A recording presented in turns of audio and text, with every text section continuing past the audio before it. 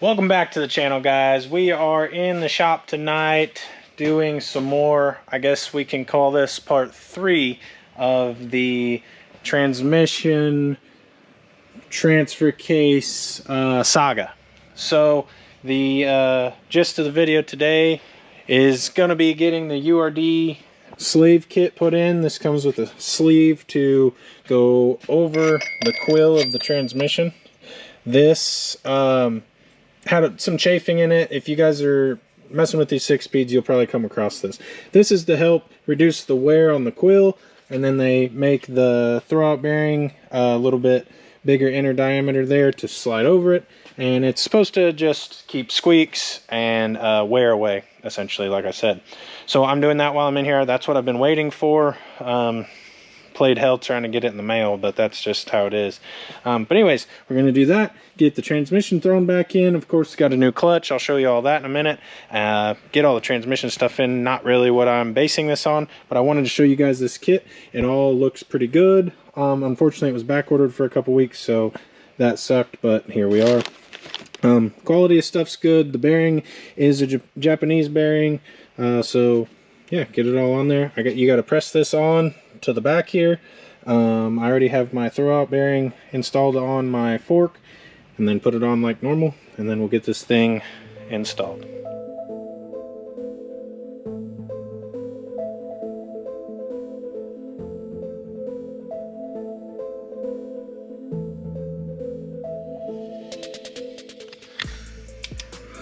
Hopefully you guys can see that. I know the camera quality is horrible, but there's 4 set screws that hold this on the quill.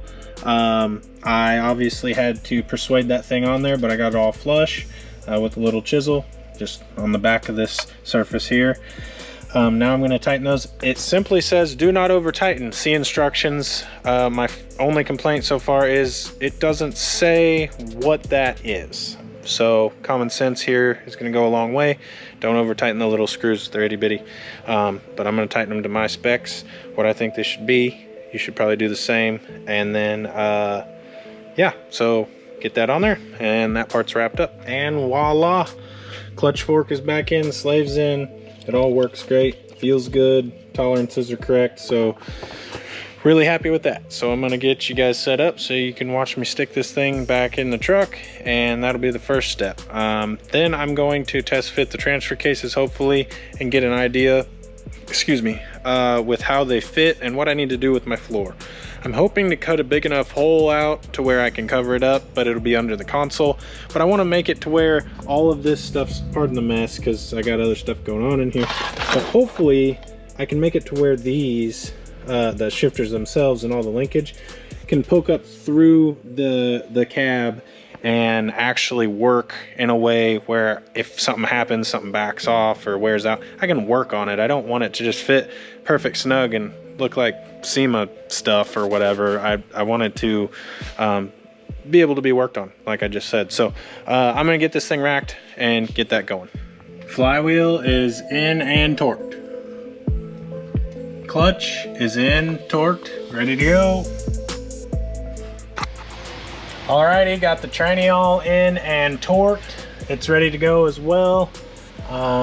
If you guys are doing this, then this is the easier part of the job. If you're not real familiar with doing any of this stuff, have a friend or someone that you know that does know help you.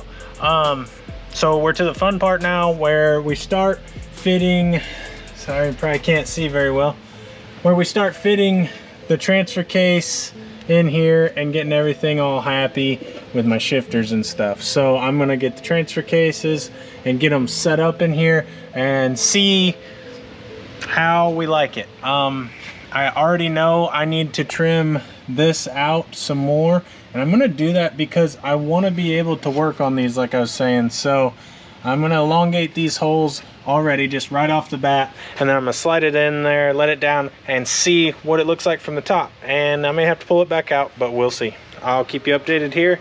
1 second.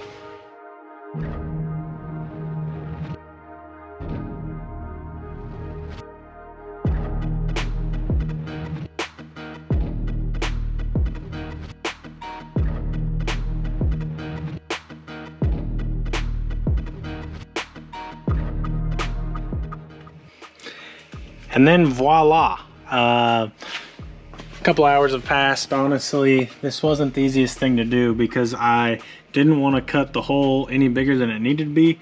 So long story short, it's going to be different with every truck, especially since mine's 4-linked in the rear and 3 in the front, and everything is in my way right here. Everything's convening right here where my flange is on my output. So that being said, my point is I had to get this all tucked in there without, and it was kind of binding because you can't just put it in there straight, and you have studs on there and stuff. You'll see when you get into it, but it was not hard. Just a little common sense got me through it. Right now I put my horse collar up here. This is where it used to mount, and this is 6.5 inches forward, just like the kit tells you. I'm gonna make something fancy here, so that way, and I'm gonna leave these actually. That way, if anyone ever took this out or whatever, they can literally just slide it forward and put it back in these two mounts. There's no point in cutting them off. So right now I'm using this just to hold it up. I'm gonna mock up my drive shafts, do all that. I got it sitting right where I want, and then I'll finish all that later. But that's where we're at so far. Okay, this is the rundown to where we are so far. I got everything in last night, and I am now doing a makeshift intermediate shaft for the rear. I just need to be able to move this thing around.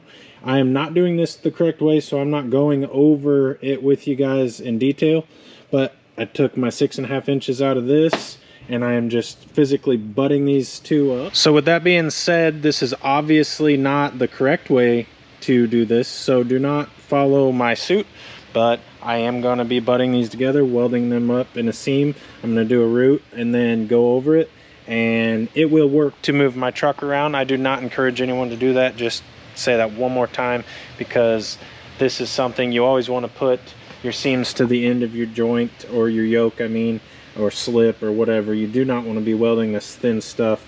But if you needed to make something makeshift like I'm doing, do it at your own risk.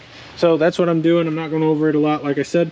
I'm gonna weld that up, and then I'm gonna try to get it put in the truck. I also need to throw a carrier bearing on and stuff like that while I'm at it. But I'll get it on there and see if I can get this thing moving.